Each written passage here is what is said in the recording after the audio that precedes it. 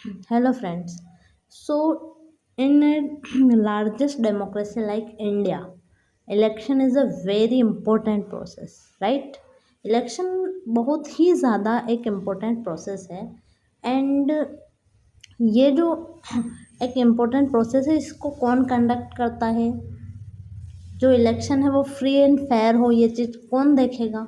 इस जो इलेक्शन से रिलेटेड सारी के सारे रिस्पॉन्सिबिलिटीज़ है वो किसके पास है, वो कौन देखता है, कैसे देखता है, उनको पावर्स कहाँ से मिलती है। ओके, तो आज इन्हीं सारे क्वेश्चंस के आंसर हम देखेंगे। Okay, so basically we are going with the election commission of India, right. So let us move. So अगर हम बात करें तो first of all we will have to go with the constitutional basis of the election commission of India. तो जो हमारी election commission of India है उसके बारे में हम फर्स्ट आर्टिकल देखेंगे। It's article 324। आर्टिकल 324 जो है ये superintendence direction and control of election की बात करता है। ठीक है, बेसिकली इलेक्शंस की बात करता है, बट कौन कौन से election. Okay, so governor, sorry, it covers president, vice president, parliament and state legislatures. Got it? President, vice president, parliament and state legislature, but it's not covering the election of panchayat and municipalities. So now question is, panchayat and municipalities के जो elections है उसको कौन देखता है, उसको देखेंगे हमारे state election commission. Got it. So article 324 हमारे इलेक्शंस की बात करता है and for elections president, vice president, parliament and state legislature is conducted by election commission of India. And जो लोकल बॉडीज़ के इलेक्शन है वो बेसिकली कवर करेंगे state election commission. No, election commission से रिलेटेड कुछ important articles 324 already learn election commission की बात करता है।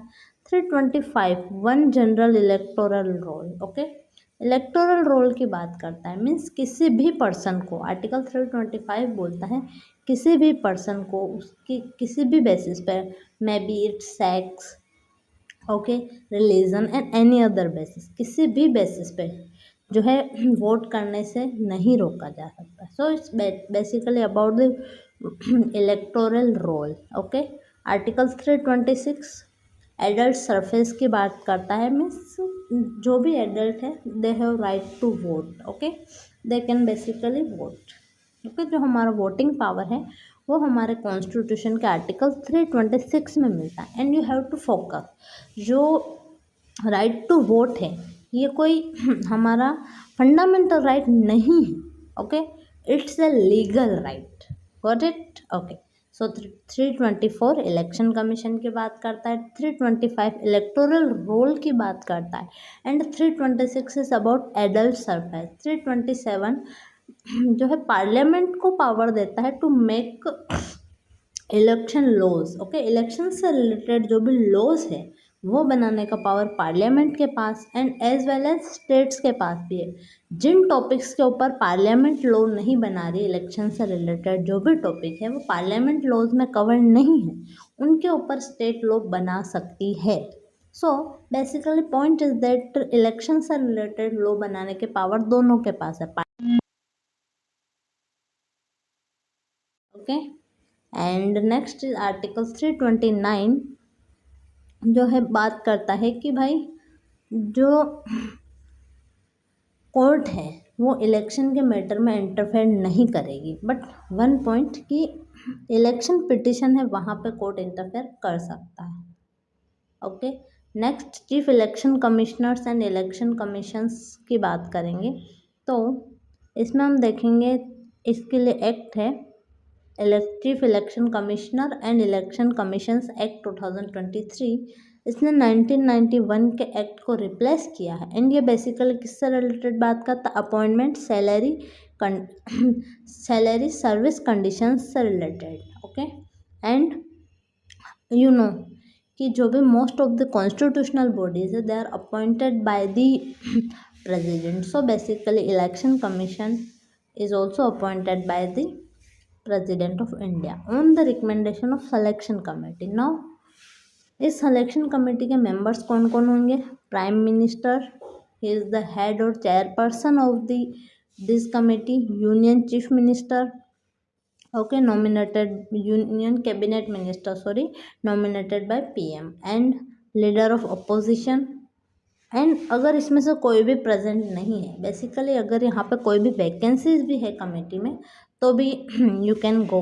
Okay. And search committee headed by union law minister propose the panel. Okay. इस पैनल से हेडेड जो भी नेम है वो सर्च कमेटी सजेस्ट करेगी. सो let us recall the articles. Article 324 बात करता है इलेक्शन कमीशन की. 325 था अबाउट, टेल मी. 325 बेसिकली था electoral roll. 326 voting rights. 327 parliament को लॉ देता है. 328 जो है स्टेट को लॉ देता है to make the law related to election. Okay. 329 जो है कोर्ट को प्रोहिबिट करता है to interfere in any election matter. Means court जो है किसी इलेक्शन मैटर में नहीं बोलेगी. ओके. ना हमने इनकी सिलेक्शन कमेटी की बात की. President, one cabinet minister, leader of opposition, ये सब लोग सिलेक्शन कमेटी में होंगे. No eligibility, integrity, knowledge and experience in election matters. Okay. And he is the person of secretary level. Got it. Now tenure 6 year or 65 years you have to remember, and reappointment is not possible. Got it. Now salary is equivalent to Supreme Court judge, and it can be removed on the same manner and ground as the Supreme Court judge. Okay. So basically इनके tenure वगैरह आपको समझ आ चुके हैं. Now next is क्या क्या इसमें ध्यान रखना. आर्टिकल 324 तो 329 अपॉइंटमेंट, टेन्योर वगैरह कौन करेगा, एंड स्टेट इलेक्शन कमीशन कौन कौन से इलेक्शन देखती है. ओके.